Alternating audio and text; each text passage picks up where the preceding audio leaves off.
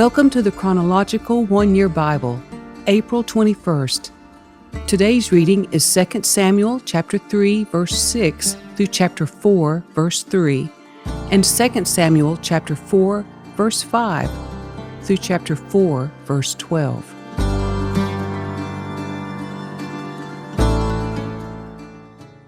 As the war between the house of Saul and the house of David went on, Abner became a powerful leader among those loyal to Saul.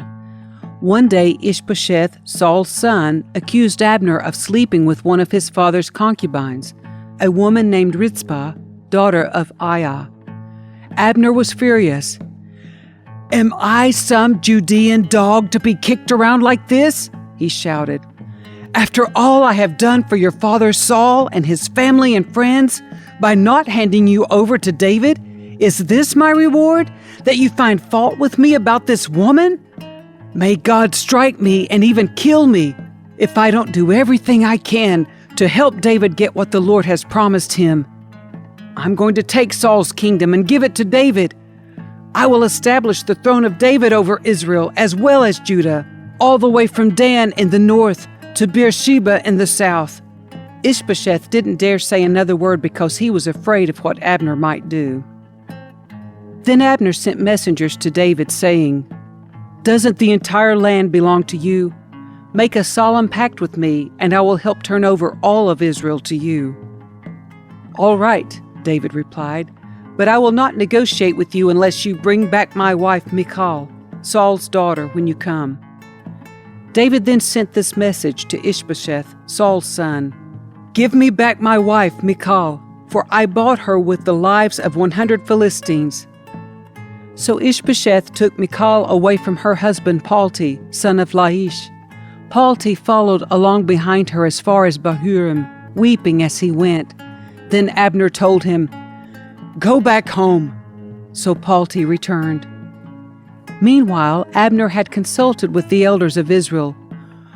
"For some time now," he told them, "you have wanted to make David your king.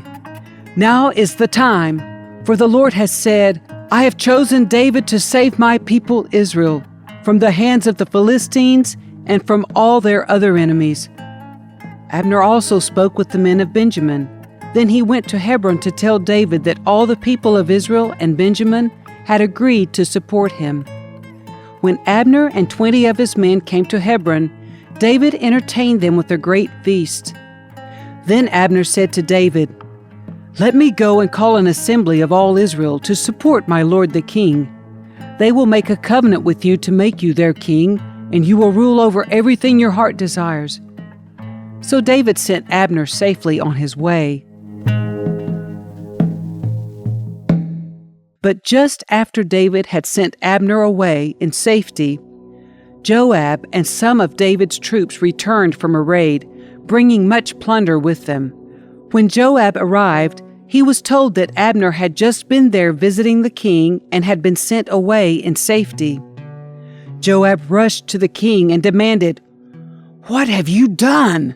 What do you mean by letting Abner get away? You know perfectly well that he came to spy on you and find out everything you're doing."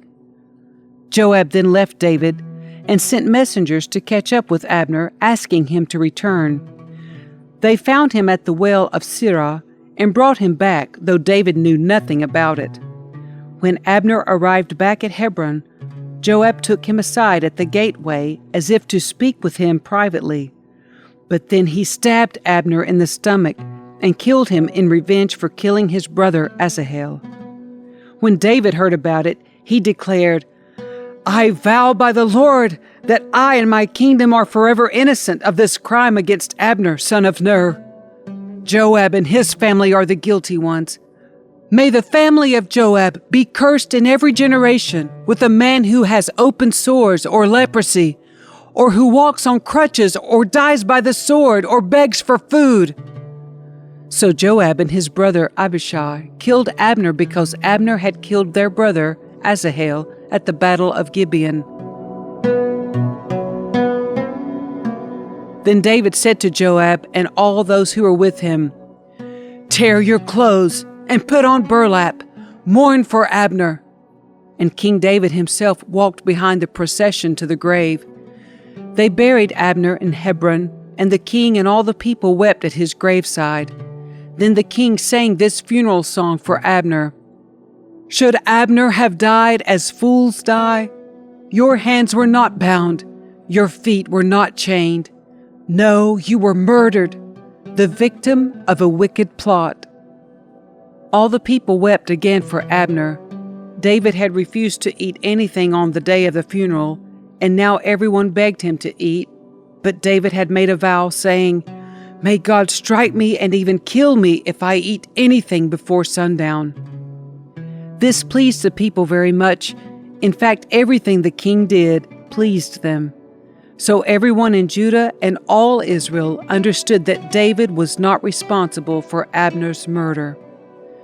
Then King David said to his officials, Don't you realize that a great commander has fallen today in Israel? And even though I am the anointed king, these two sons of Zeruiah, Joab and Abishai, are too strong for me to control. So may the Lord repay these evil men for their evil deeds. When Ishbosheth, Saul's son, heard about Abner's death at Hebron, he lost all courage, and all Israel became paralyzed with fear.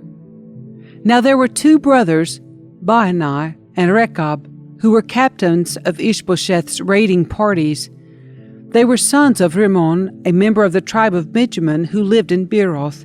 The town of Beeroth is now part of Benjamin's territory because the original people of Beeroth fled to Gittim, where they still live as foreigners. One day, Rechab and Baanai, the sons of Rimmon from Beeroth, went to Ishbosheth's house around noon as he was taking his midday rest. The doorkeeper, who had been sifting wheat, became drowsy and fell asleep. So Rechab and Baanai slipped past her. They went into the house and found Ishbosheth sleeping on his bed. They struck and killed him and cut off his head. Then taking his head with them, they fled across the Jordan Valley through the night. When they arrived at Hebron, they presented Ishbosheth's head to David. Look, they exclaimed to the king, here is the head of Ishbosheth, the son of your enemy, Saul, who tried to kill you. Today the Lord has given my lord the king revenge on Saul and his entire family. But David said to Rechab and Baanai, The Lord who saves me from all my enemies is my witness. Someone once told me Saul is dead, thinking he was bringing me good news, but I seized him and killed him at Ziklag. That's the reward I gave him for his news.